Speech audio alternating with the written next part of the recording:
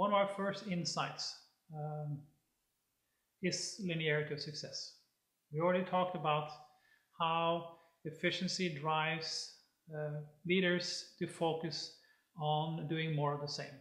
Efficiencies are utilizing your past experience in order to make decisions for the future.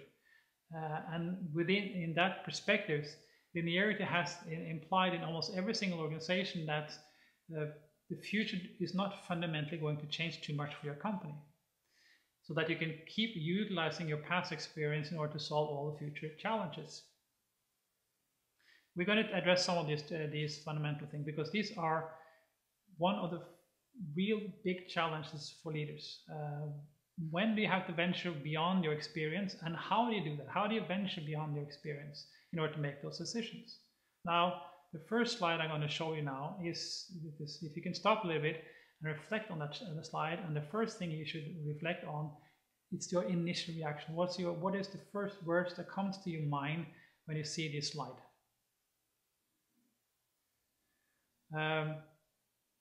Elon Musk proposed within his company, I'm not sure if it's a new company, but he proposed that he could solve some of the transportation challenges between the major cities in the United States by building a completely new transportation solution where you could travel up to 4,000 miles per hour in some kind of train type of system. And within a cost structure that would not be too much different than if you were to develop some or to implement more traditional fast-speed trains. Now, what is your first initial reaction when you see something like this? For most people, it is not realistic. It's never been done before, never seen it. So should I then spend a lot of money, a lot of resources gambling on something that has not been proven before? For most companies, the answer to that would be no. Would you be willing to actually put your whole business online in order to succeed with something like this? How many leaders would say yes to something like that? Most leaders would approve with the next picture that I'm going to show you. They would say, okay, instead of doing those science fiction and fantasy things, I would rather trust something that we already know works. We have the bullet trains in Japan, and we have high-speed trains all over the world. So that's a proven technology. That's something I know we can implement.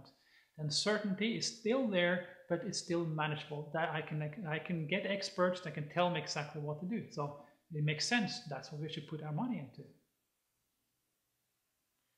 The other example I would like to point out is the first car. Now, when we started having the technology to build smaller engine to actually create mobility to replace the horse, what do you think they call the first cars? What do you think the name of the first cars was? Horseless carriage.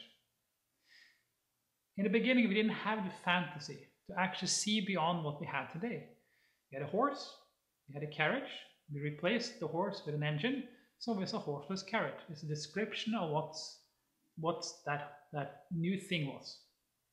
Now, at that point, we barely had roads, not the roads at least what we have today, and we could not really fathom that cars could be something every single human being in society could actually own, and what would be the consequence of that. So in the beginning, our way of thinking of this is actually just a linearity. We can extrapolate from what we have today into the future. So you have horseless carriages, traveling around as if you had a horse in the past. Now it was when people start to disregard what was in the past and start looking at technology from a completely different point of view. Say, okay, what does this technology? What can we do? What different things can we do with this technology to really see how we can utilize this new technology? That's when you liberate yourself from the past and you can actually create something that was fundamentally new. There you have Henry Ford and those guys that actually really developed the new transportation type of system.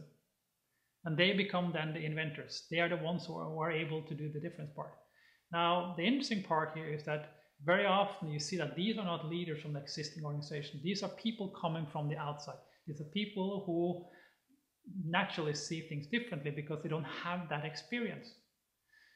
That's the advantage of any entrepreneur, is that you can come into a new industry with a lack of experience and be kind of naive in order to propose something new. And if you succeed, you can have the power to completely redefine businesses. Now we need to build that same type of structure into organizations, but you can't base it on the same naive type of thinking. And you don't have all the same ability to make mistakes as you have when you are entrepreneurs.